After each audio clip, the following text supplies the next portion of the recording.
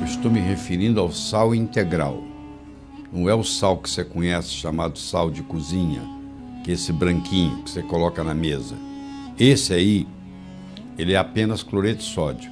Ele tem sódio e ele tem cloro. Os outros 80 elementos foram removidos. Sobraram esses dois. Aí a situação é totalmente diferente.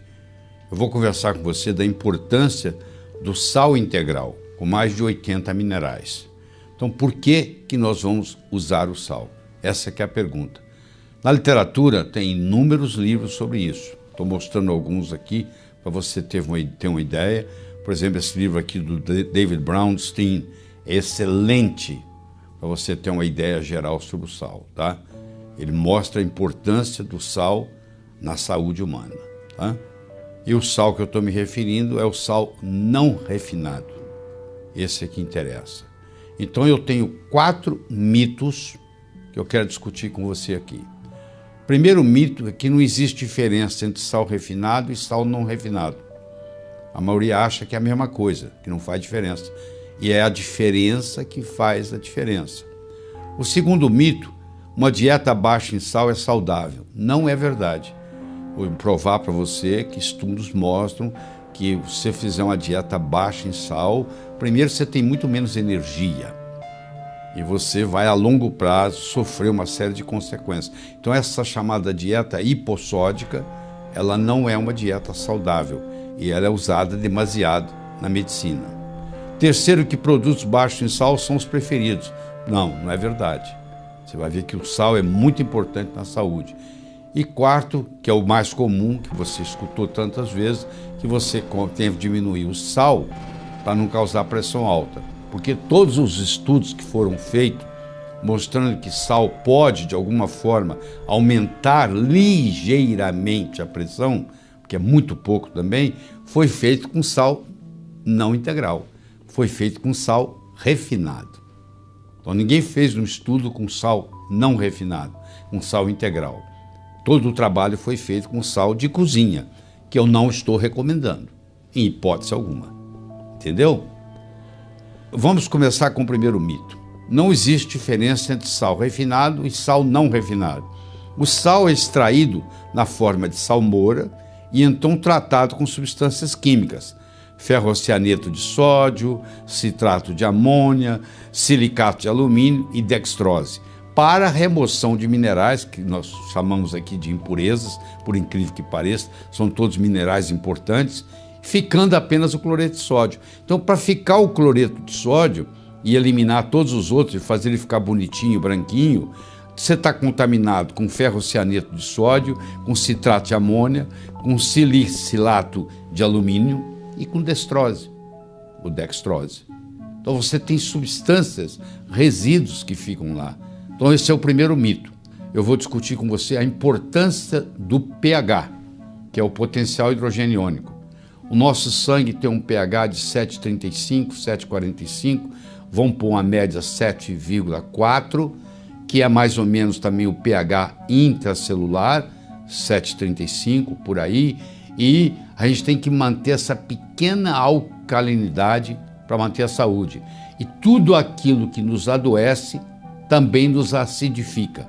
Minerais são agentes alcalinizantes. Como eu estou fazendo uma ingestão de muitos minerais, eu estou alcalinizando as minhas células. Segundo, na presença de doença crônica, há deficiência de mineral. Quando você vê um doente crônico, esse paciente sempre tem uma certa deficiência de mineral. Terceiro, deficiência de mineral causa acidose metabólica, ou seja, faz baixar o pH. E sal não refinado tem em torno de 80 minerais ou mais na sua composição, enquanto que o cloreto de sódio tem apenas 2, sódio e cloro. Então, quando eu ingiro um sal não refinado, um sal integral, isso facilita, proporciona uma melhor alcalinidade do meu corpo, certo?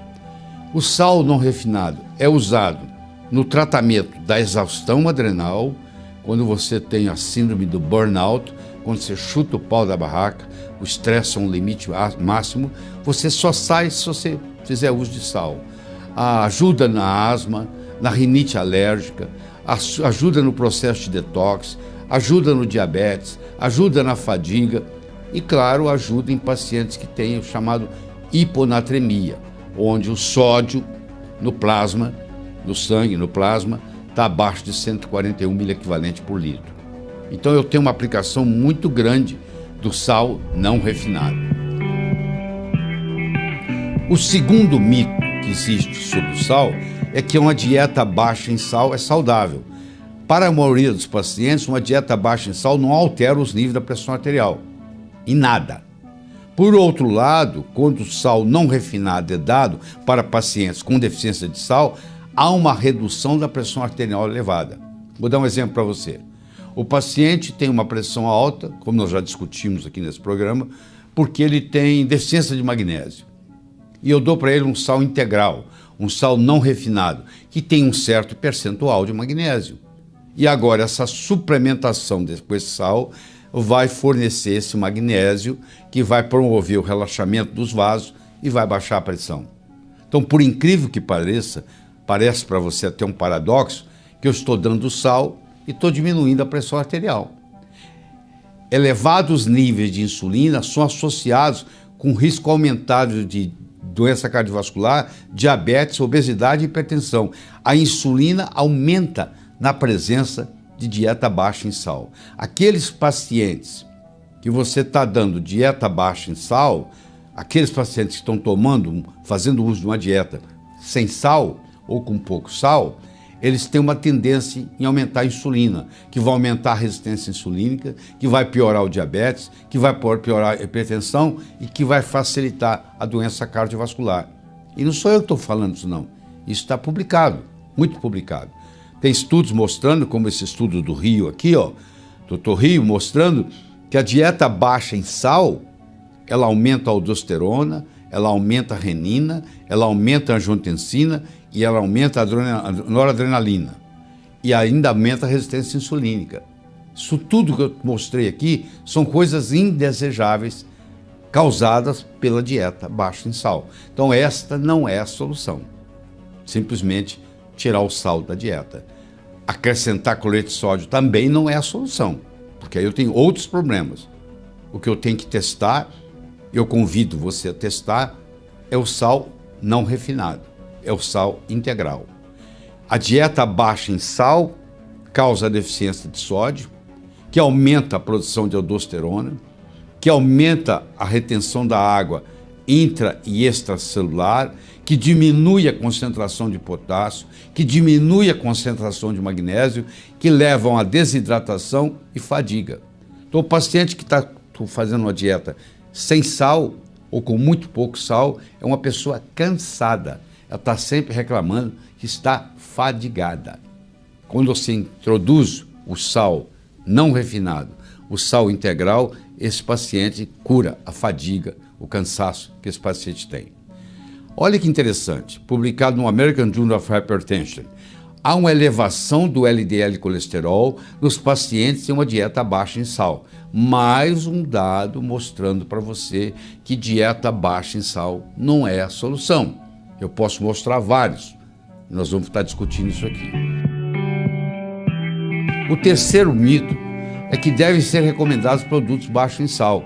Dietas baixas em sal predispõem à deficiência de cálcio, à deficiência de magnésio, à deficiência de potássio e causam depressão de vitaminas do complexo B.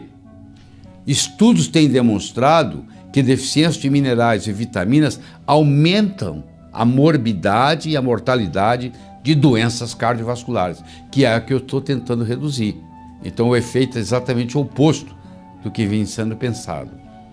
Uma revisão de 56 estudos com pacientes hipertensos mostrou que o efeito de uma dieta baixa em sal é mínimo redução, o que ocorre. A redução é muito pouco. A redução da pressão sistólica é de 3,7 milímetros de mercúrio e da diastólica 0,9. Você imagina um paciente que tem 180 por 90.